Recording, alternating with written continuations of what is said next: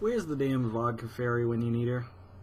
Well, apparently she's not on the road to 40, episode 24. 24? Are we on 24 or 25? I want to make sure of this. You know why? Because 25 is one of those monumental numbers. I don't know why it is. Seems like things make it to 25, and it's like, hey, yay! And 50, and 100. Sometimes it's comics, sometimes it's marriage, sometimes it's just birthdays. But there's those monumental numbers that are really just other numbers. They're just other days, you know?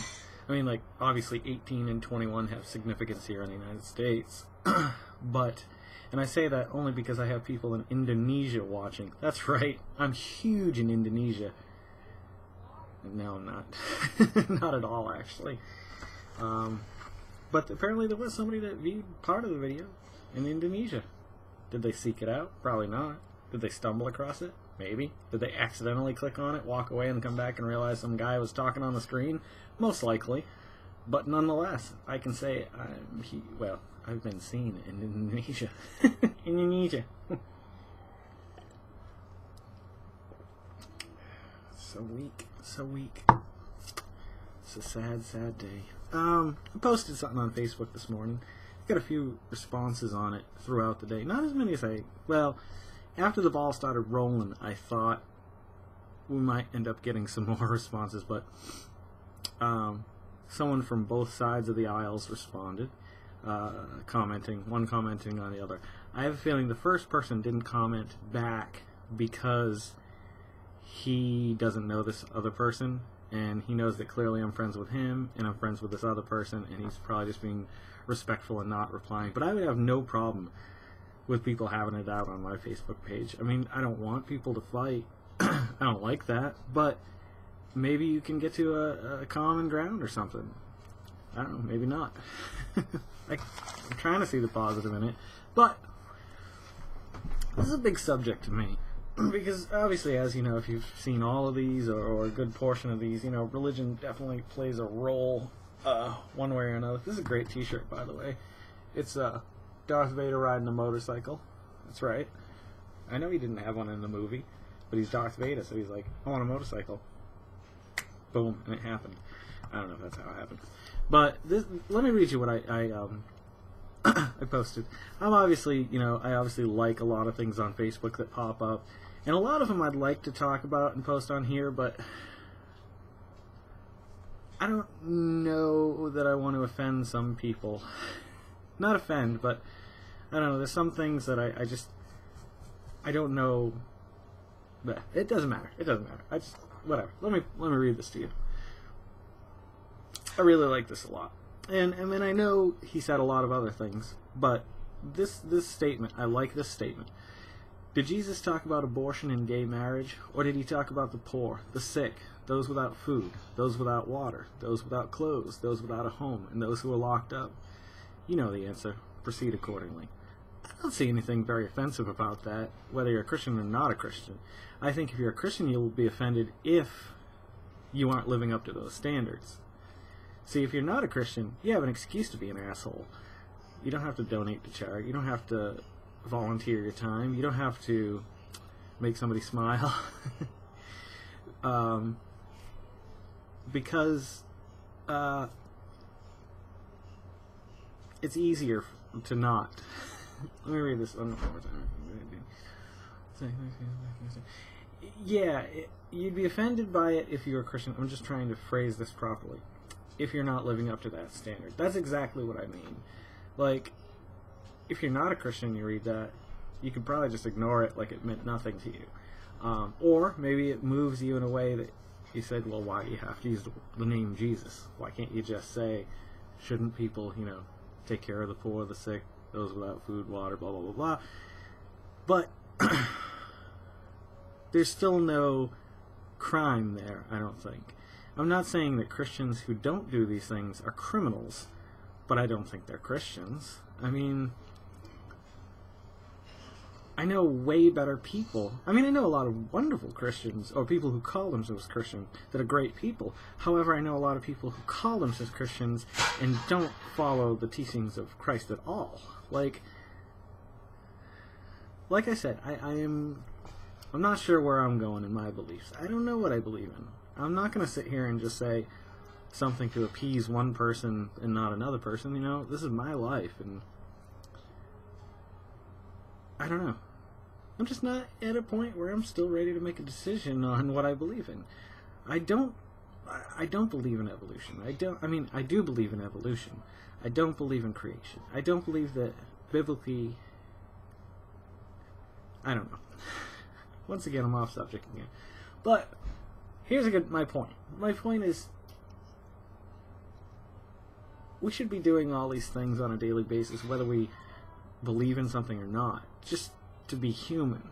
Like, not to be Christ-like, not to be anything. To be human, I think, is more important to, if your neighbor doesn't have food or water, or just they lose electricity for a month or something like that, and they need, hot water or something, like, just reach out to them. Like, there's a lot of people that don't do that, and there's a lot of people who are, I don't know, like,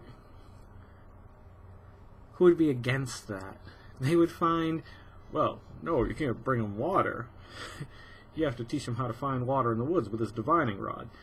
Like, I know that's an extreme, but there's some people that believe like that. It's like, really? Like, they're down and out of their luck. They've got, they have kids, and, they can't afford to live, or they're falling behind on bills or something like that. Like, if you have the ability to help them, where is it going to hurt to help them? And so many would disagree, I think, mainly because it's that whole term that I hate, pulling yourself up by your bootstraps.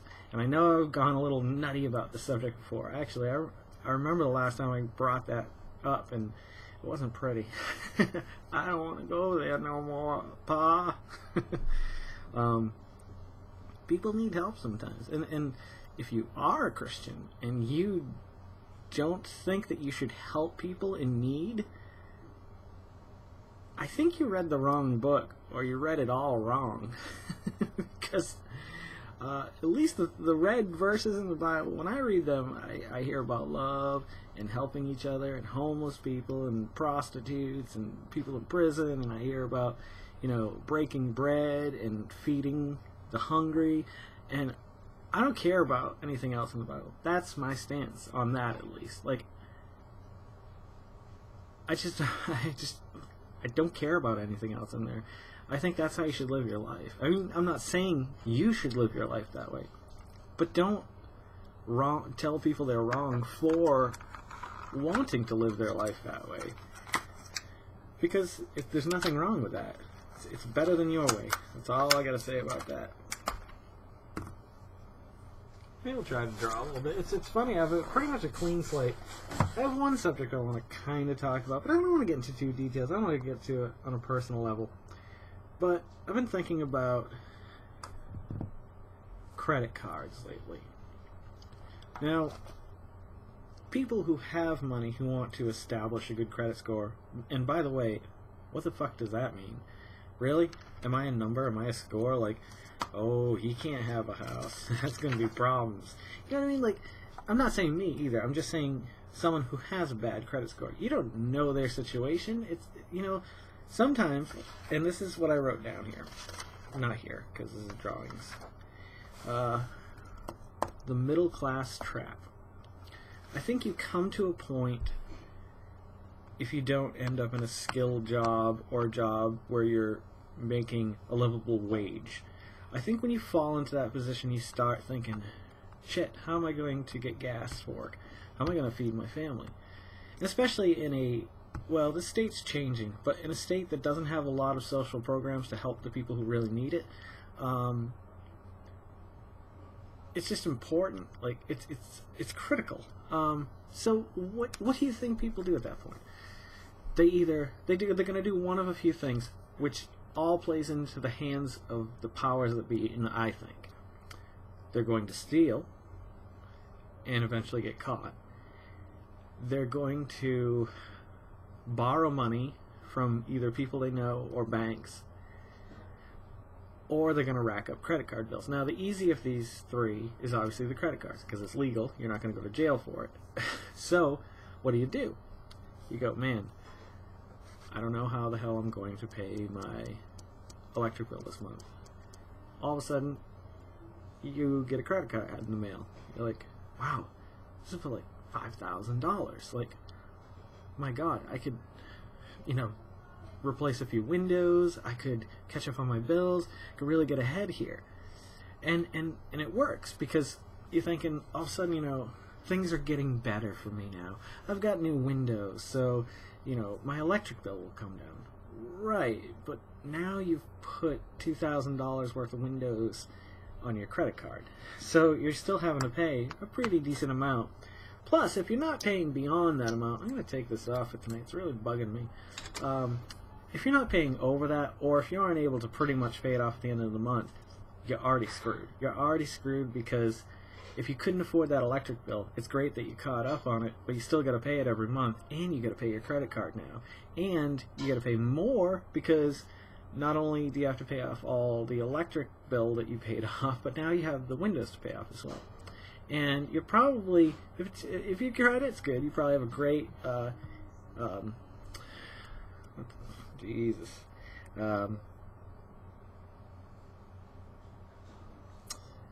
percentage that they charge you over. And anything over like, 4% is probably too high to be paying.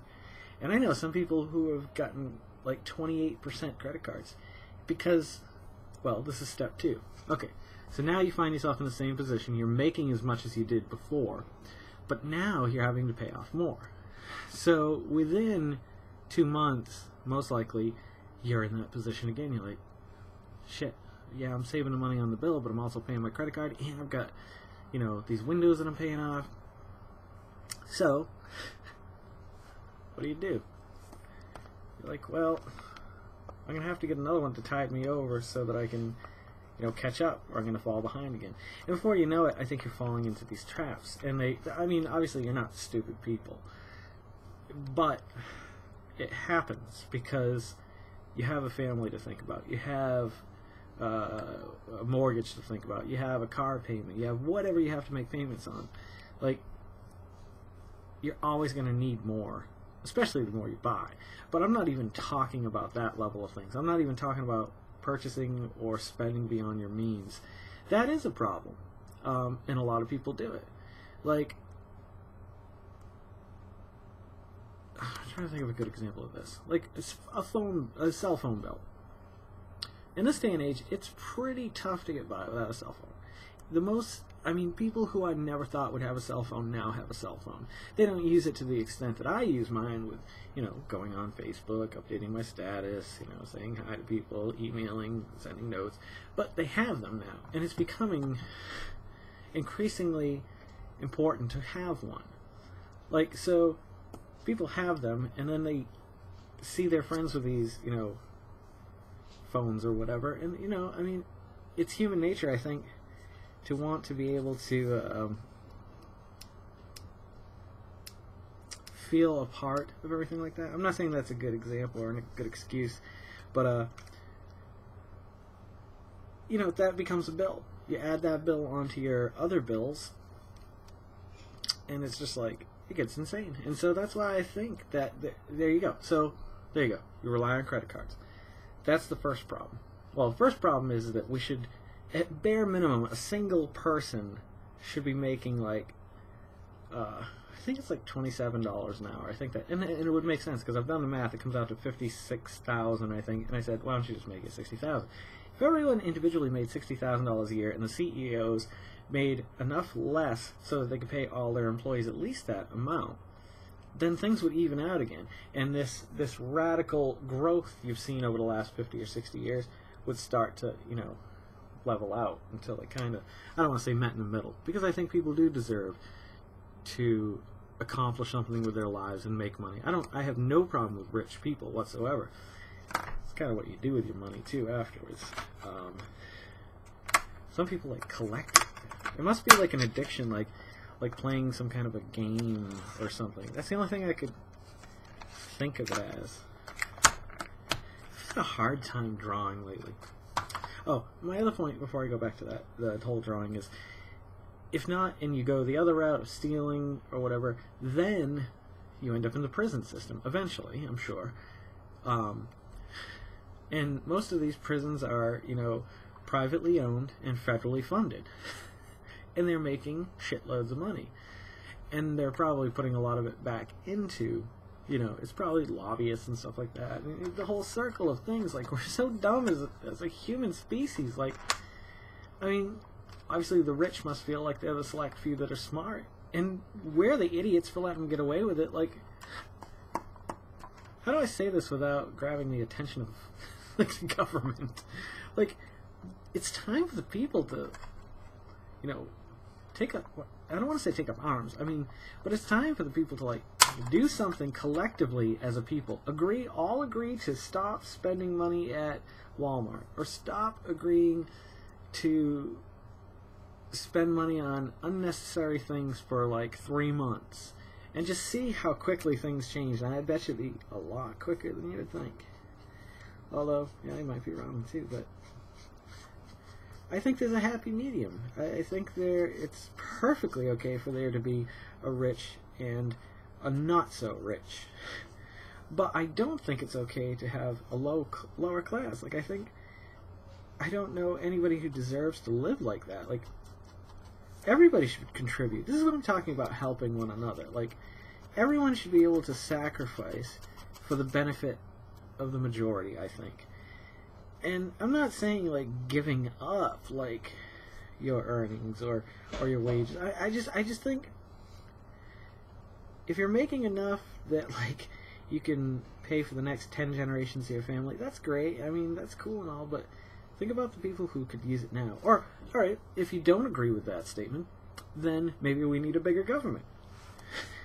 Which is contradictory to what I'm saying. But my point is, what is the answer? These people are now in a position where they can't pull themselves up from their bootstraps. We have such a division in wealth in this country that if we do not do something alarming and drastic, then I don't think you're going to see change in our lifetime, and I don't think that's right.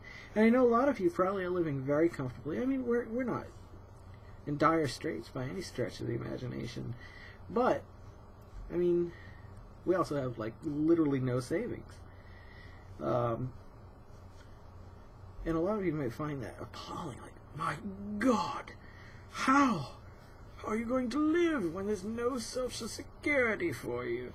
And to that I say, I'll figure it out, As long as my kids are happy now and we're doing stuff and not sitting around and worrying about money all the time, then that's all that matters to me. You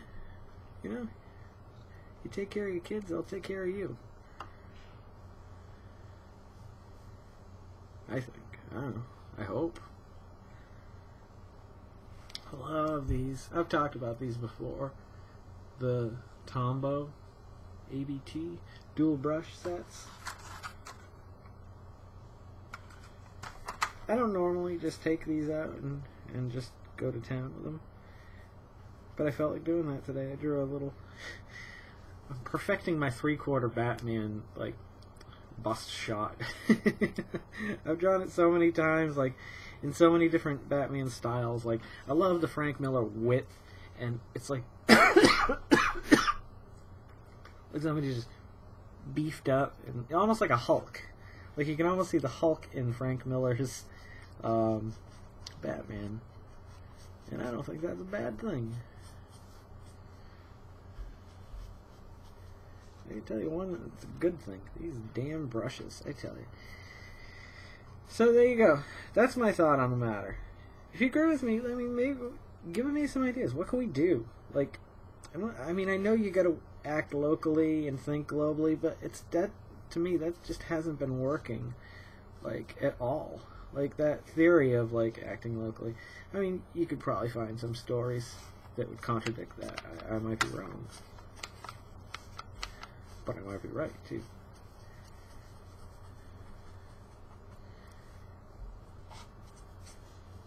I do things with this that I wouldn't do with a pencil, like, and I like that. I'm really digging this, man. Working with brushes more. This has been the year of expansion for me when it comes to art. Alright, this is exactly 20 minutes at this point, so I'm going to stop this. I'll start another one rolling in just a second. I'm going to continue drawing and talking about the things in life that make me happy.